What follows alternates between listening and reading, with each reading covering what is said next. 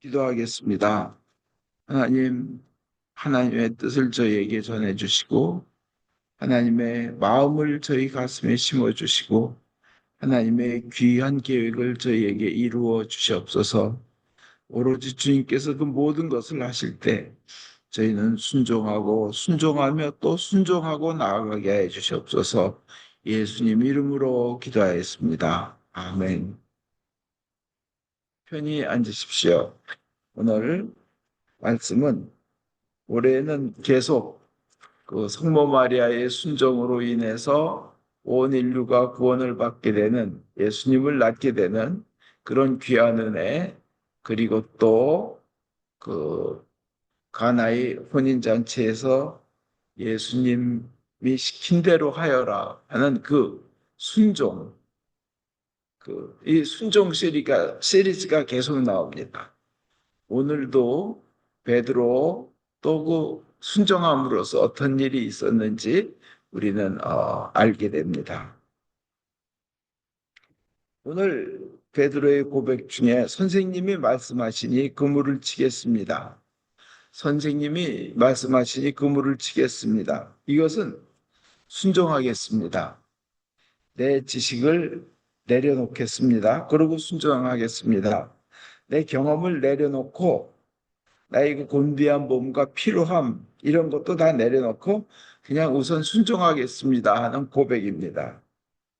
그 베드로가 밤새 했었지만 밤새도록 했었지만 하나도 잡지 못했을 때 하나도 성과가 없었을 때 정말 참 막막했을 겁니다. 내 인생의 어떤 벽에 한계에 도달한 느낌이었을 것입니다. 저기 그 한계에 도달한다 하니까 내가 정말 별 볼 일 없구나. 나는 정말 나도 그 그냥 정결하지 못한 사람 중에 하나구나. 나의 모습도 그들 중에 하나구나 하고 하는 걸 깊이 느낀 그것을 잘 표현하는 것이 저는 그 미우라 아야코의 그 빙점이라는 소설에서 그 주인공을 보면서 그걸 느꼈습니다. 그 요코라는 소녀는 정말 그 소녀 그 걸은 똑바로 청결하게 깨끗하게 살려고 굉장히 노력하는 소녀였습니다. 근데 어느 날 자기가 그 자라는 그 집안이 자기가 그 집안의 딸이 아닌 거예요. 그걸 알게 됩니다. 자기가 사생아라는 걸 알게 돼요. 어? 그럼 우리 엄마 아버지가 바람을 피고 그러면서 엄마를 증오하게 됩니다. 거기다가 그 자기의 친아버지가 자기를 키워준 이 집의 친딸을 죽인 살인자라는 걸 알게 되었습니다. 자기는 정말 정결하고 착하게 살려고 했는데 그것을 발견하니까 모든 것이 얼어붙기 시작하는 겁니다. 그것이 빈점입니다. 얼어붙기 시작하는 순간. 더군다나 자기의 피 속에 그 살인마의 그 자기 아버지, 친아버지, 살인마의 피가 내 혈관에 흐르고 있다는 것을 알게 됩니다. 모든 것이 얼면서 얼어붙으면서 다 내려놓고 인생을 끝내고 싶어집니다.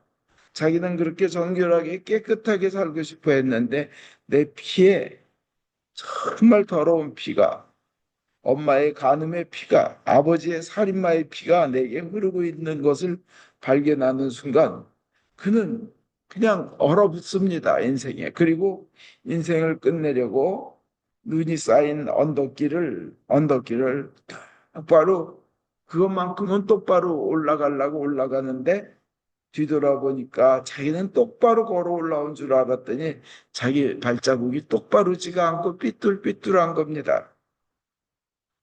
그 자기 발자국도 똑바로 살려고 똑바로 걸으려고 했던 그것조차도 똑바르지 않다는 것을 보면서 나도 별 수 없구나. 자신의 한계를 바라봅니다. 그리고 그러면서 나도 그렇게 뭐 잘나고 깨끗하고 정결한 자가 아니라는 걸 알면서 그렇게 증오하던 엄마를 용서하게 됩니다. 인생에는 그렇게 해요, 누구나. 빙점이 찾아오는 순간이 있습니다. 나 자신이 별거 없구나.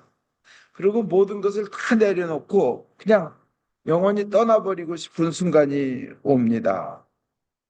그러나 이 소설에서 말하는 더욱더 중요한 것이 있습니다. 바로 모든 것이 그렇게 얼어붙기 시작하는 빙점은 바로 모든 것이 녹아버리는 그 빙점이 녹는 점과 같은 점이라는 겁니다.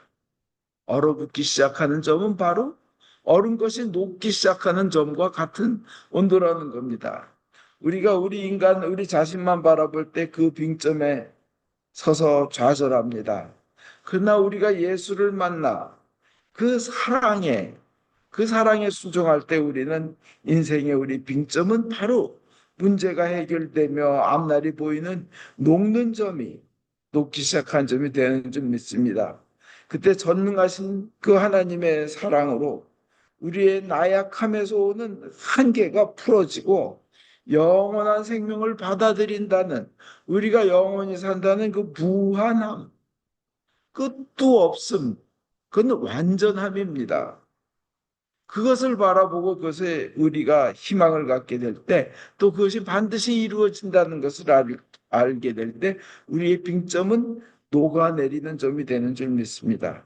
우리를 치유하시고 하늘나라의 귀한 백성으로 만드시려고 오신 예수님이 우리에게 나오라, 우리에게 앞으로 오라 하실 때, 그때 순종해서 하루 빨리 주님 앞에 나오는 것이 인생의 그 빙점과 곤고함과 갈증을 하루라도 빨리 푸는 길인 줄 믿습니다. 세상의 성취를 이루고 난 다음에 주님 앞에 나와야 되겠지 하고 생각할 때 있습니다. 그러나 세상의 성취는 그 다음 단계를 또 요청하기 때문에 더욱더 갈급해집니다. 세상의 쾌락과 오락과 재미는 갈증을 더욱 쌓이게 만듭니다. 그래서 우리에게는 더 늦기 전에 하루라도 빨리 창조주이신 예수님 앞에 나오는 것이, 그 예수님의 어떤 명령에 순종해서 나오는 것이 진정한 완전한 행복에 다가가는 길인 줄 믿습니다. 아무리 살아나가는데도 세상에서 애써도 해결됨이 없고 고생하고 목말라도 성취함이 없을 때, 그때 바로 생각해 봐야 됩니다. 내가 하나님의 말씀에 정말 순종하고 있는가? 그래서 내가 순종하지 않는 부분을 발견해서 순종하기 시작하면 놀라운 일이 일어납니다. 사실은 하나님의 축복을 받는 길은 하나밖에 없습니다. 그것은 예수님께서 말씀하신 대로, 시키신 대로 순종하는 겁니다. 그거 외에는 축복의 길은 없습니다. 주님의 말씀에 순종하면 하나님께서는 그 순종을 보시고 역사하십니다. 나를 축복하소서, 나를 축복하소서, 나에게 풍요를 주소서 하고 기도하기 전에 먼저 하나님의 말씀에 대한 순종을 해야 하는 것입니다. 오늘 베드로가 그랬습니다. 밤새도록 애썼지만 한 마리도 잡지 못하고 그냥 낙담 속에 피곤한 몸이었습니다. 인생이 그 얼어붙는 듯한 순간이 온 겁니다. 그래서 이제 그물을 씻고 있는데 예수라는 분이 그 게네사렛 호수 근처에서 그 배를, 베드로의 배를 쓰시겠다며 그 피곤한 베드로에게 땅에서 좀 떨어진 곳에 그 배를 물에 띄우라는 겁니다. 사람들한테 이제 설교를 하다가 그러고는 그 배를 이용해서 그 배에 앉아서 설교를 하시겠다는 겁니다. 참 밤새워 고생하고 밤잠 하나도 못 잡고, 근데 하나도 고기도 못 잡고 이런 피곤한 사람한테 그렇게 얘기하는데 베드로는 그 피곤한 가운데도 순종하였습니다. 그리고 그 설교가 끝나자 예수님이 베드로에게 깊은 곳에 그물을 던져라 하시니까 베드로는 순종합니다. 선생님이 그렇게 말씀하시니 그물을 치겠습니다. 사실은 그 바다에서, 그 갈릴리 호수에서 고기를 잡는데 최고의 프로페셔널은 베드로입니다. 예수님이 아닙니다. 이 사람은 거기에서 평생을 먹고 살았고 고기 잡아 먹고 살던 사람이었습니다. 그 시간대에는 어느 곳에 고기가 제일 많다는 걸 누구보다도 잘 아는 사람이었지만 그는 예수님이 깊은 곳으로 가서 그물을 쳐라 하는데 그냥 순종합니다. 이건 뭐예요? 그것은 그냥 내 경험을 내려놓고 순종하겠습니다. 나의 지금까지 살아왔던 지식과 기술을 내려놓고 순종하겠습니다. 그리고 베드로는 성격이 급한 사람이에요. 내 승질머리 내려놓고 순종하겠습니다. 승질머리 내려놓고 참 중요합니다. 보통 사람 같으면 내가 더 잘 알아, 나 잘하는데 이거 그냥 뭘 밤새 고생만 해 죽겠는데 내가 한 거야. 그냥 그 저기 깊은 데 가라는 거야 하고 소리 지르고 덤볐을지도 몰라요. 그죠? 배 빌려줬으면 됐지. 그러나 내 선생님께서 그렇게 말씀하시니 그물을 치겠습니다. 승질도 내려놓고 순종합니다. 그 결과가 어떻게 됩니까? 그물이 찢어질 정도로 많이 잡혔습니다. 그물이 찢어질 정도로. 배가 가라앉을 정도로 많이 잡혔다고 되어 있습니다. 그것도 한 채가 아니라 배 두 채가. 혼자서 못하니까 배 두 채가 친구들이 와서 같이 그물을 들어 올렸는데 배 두 개가 가라앉을 정도로 많이 잡혔습니다. 이것으로 볼 때 순종하는 자에게 하나님께서는 우리가 바라는 것보다 더 풍성히 주시기를 원하신다는 겁니다. 그동안에 쌓였던, 그동안에 헛수고했던, 그동안에 보았던 손해들, 그, 그동안에 안타까웠던 것들, 시행착오들, 그 모든 것을 다 갚고도 남는 것을 주님께서는 풍성하게, 우리가 바라는 것보다 더 풍성하게 주시기를 원하신다는 겁니다. 심지어는 우리가 감히 바랄 수도 없는 것을 무상으로, 공짜로, 프리로 주시기를 하나님은 굉장히 원하고 계십니다. 그것은 그런데 얼마나 우리가 순종하느냐에 딸려 있습니다. 그죠? 믿음이라는 것은 그것은 믿음에 딸려 있는데 믿음은 바로 순종입니다.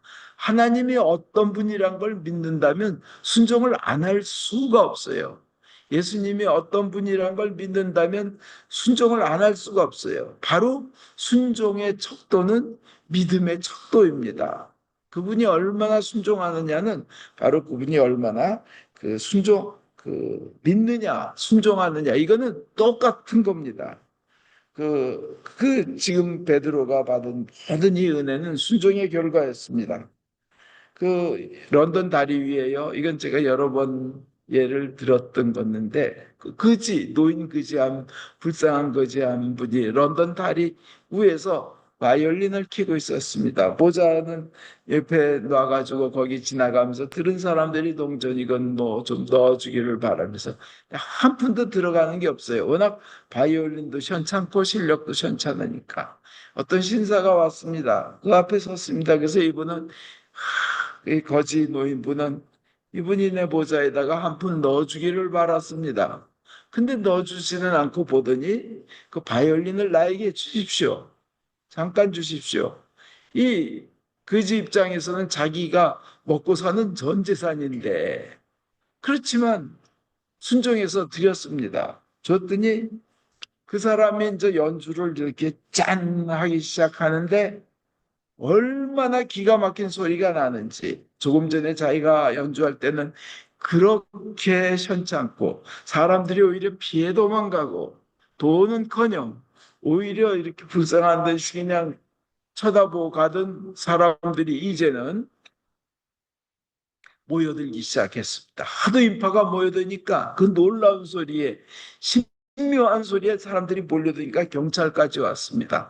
경찰까지도 그 소리에 그냥 감동해가지고 매료돼가지고 그걸 듣고 있는 거였습니다. 그 군중 속에 한 명이 그러는 거예요. 파간입니다. 파간입니다. 사람들이 그러니까 더 몰려오는 거예요. 그 당시 전 세계 인류 뭐 역사상 최고의 그 바이올리니스트일 수도 있습니다.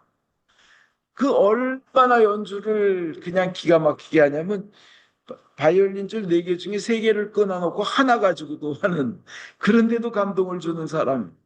어떤 사람은 파가니니가 연주를 하면 너무나 감동해가지고 그 연주를 보러 갔다 그 자리에서 기절한 사람도 있다고 합니다.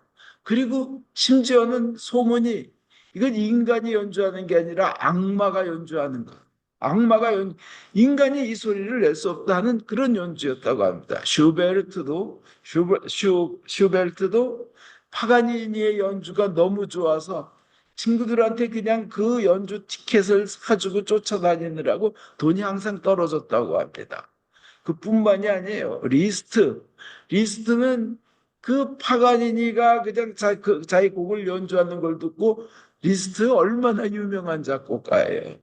최고의 작곡을 막 펑펑 울었답니다. 로신이라는 작곡가는 자기가 인생에 딱 3번 울었는데 그 중에 한 번이 파가니니의 연주를 듣고 울었다는 거예요. 그 정도 대단한 연주자가 이 런던 다리 위에 그 불쌍한 거지의 그 바이올린을 가지고 연주하니까 그런 일들이 일어나는 겁니다. 근데 보십시오.